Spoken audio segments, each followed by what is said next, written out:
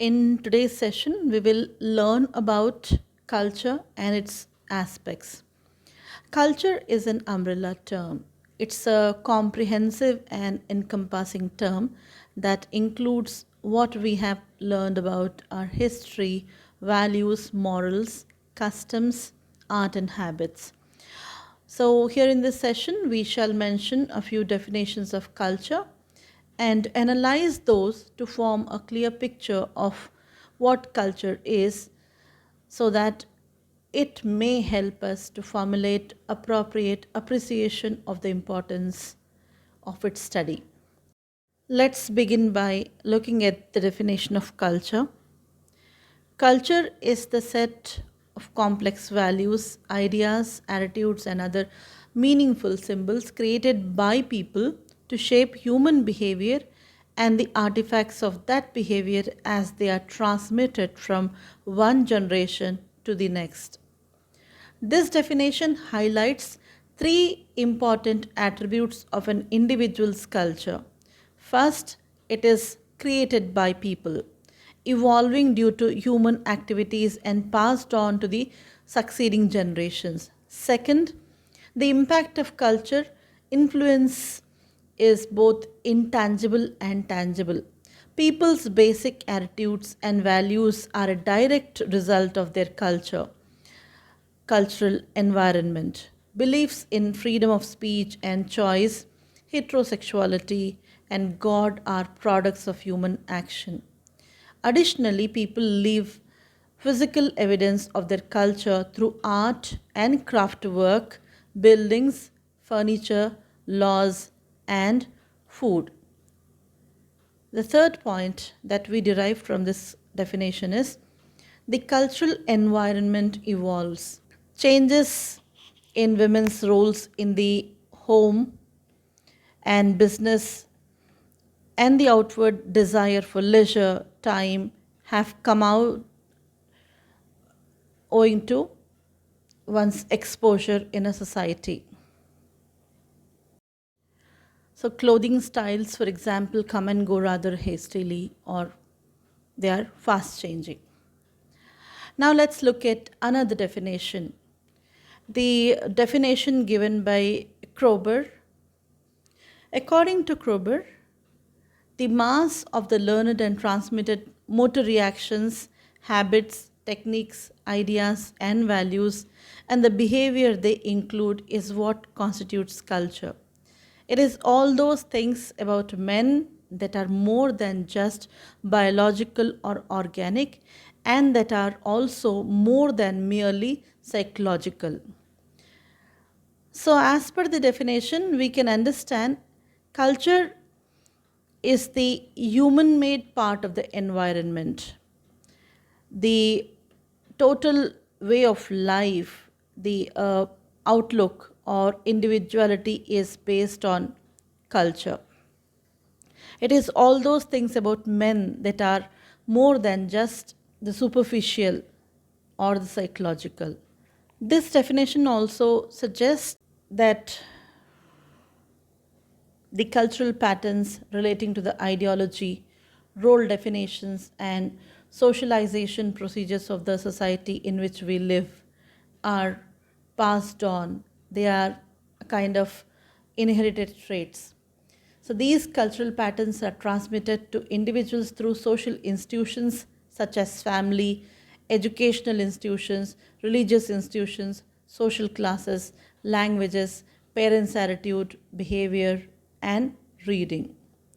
Now, coming to another definition by E.B. Taylor, culture is defined as that complex whole including knowledge, belief, art, morals, customs, and any other capabilities and habits acquired by man as a member of society.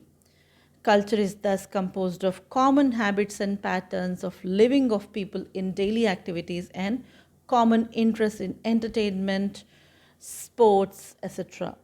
So, culture is a comprehensive concept which includes almost everything that influences an individual's thought processes and behaviors.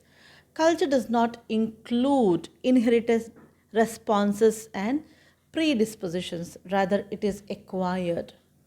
One more thing should also be borne in mind about culture, that is, in modern complex societies, culture seldom provides detailed prescriptions for appropriate behavior. Rather, it supplies boundaries within which most individuals think and act. You should also keep in mind that the nature of cultural influences is such that we are seldom aware of them. An individual behaves, thinks, and feels like other members of the same culture because it seems natural.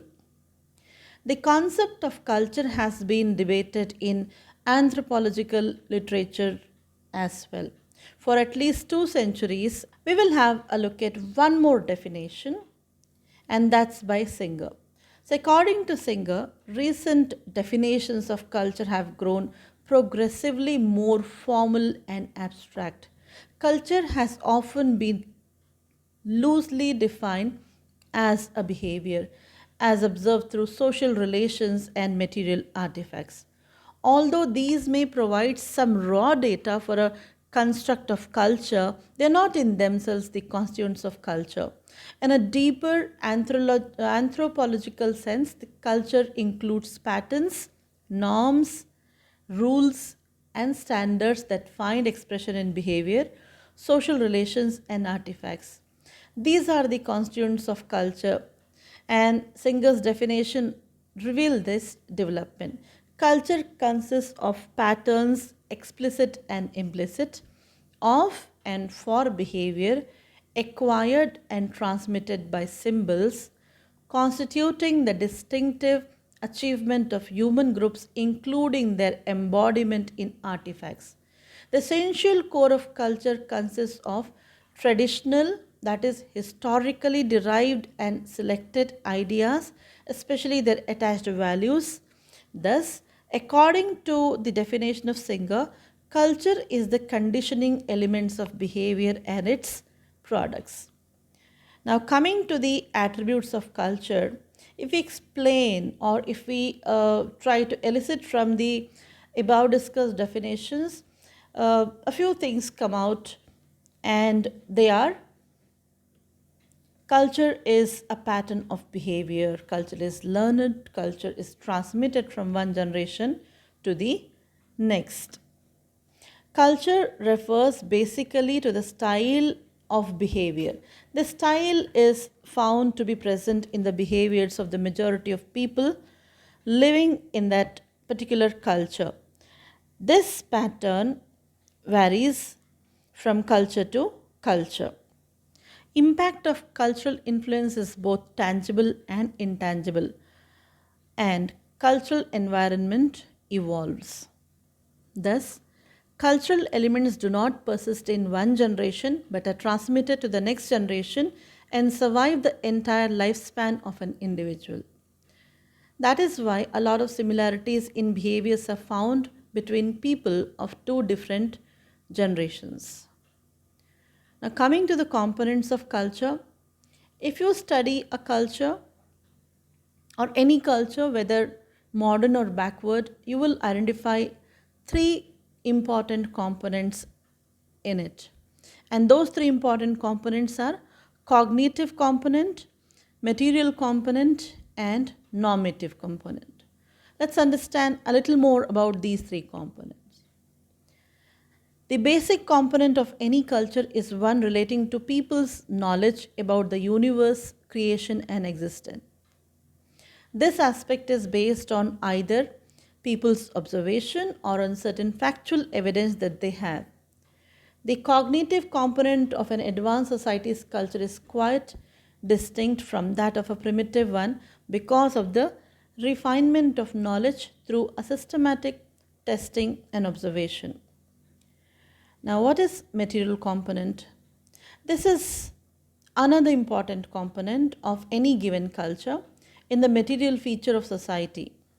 It consists of all the tangible things that human beings make, use, and give value to the material component where that comes out of that. And it varies from culture to culture as the component of cognition capacity.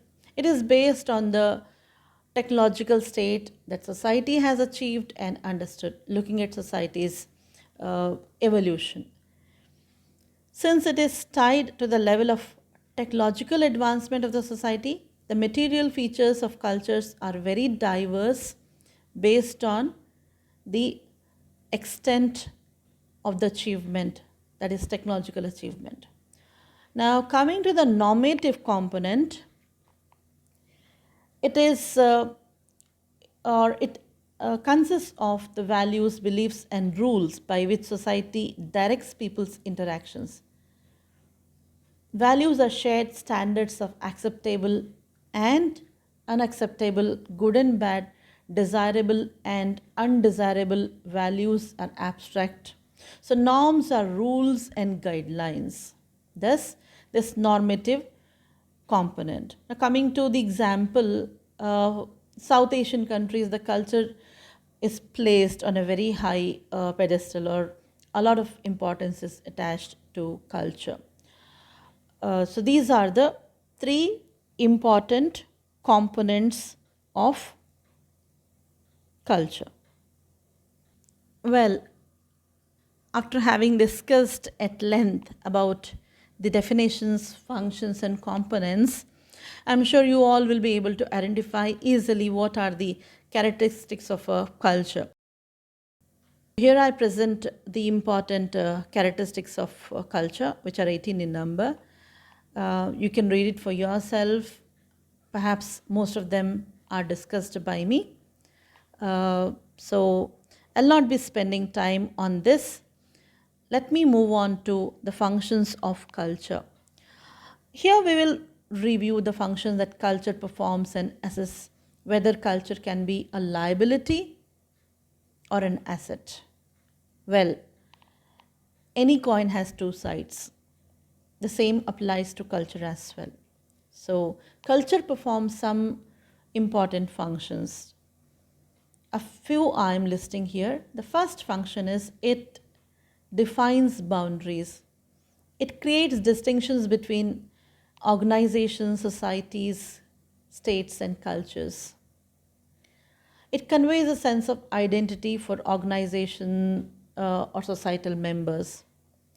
It facilitates the generation of commitment to something larger than one's individual self interest. It enhances the stability of the social system. Culture is the social glue that helps hold the societies together by providing appropriate standards for what people should say and do. Culture serves as a sense making and controlling mechanism as well. So, the role of culture is defined by the society, and in turn, culture also defines the societies. So, the conclusion or the final word is culture is a comprehensive concept that includes almost everything around us and influences as individuals, thought processes, and behavior. It would be difficult for us to succeed if we overlook culture's importance as an indicator of the behavior of an individual in a society. So it's a must for all to pay attention, to understand more about culture and the importance of cultural studies, specifically in literature.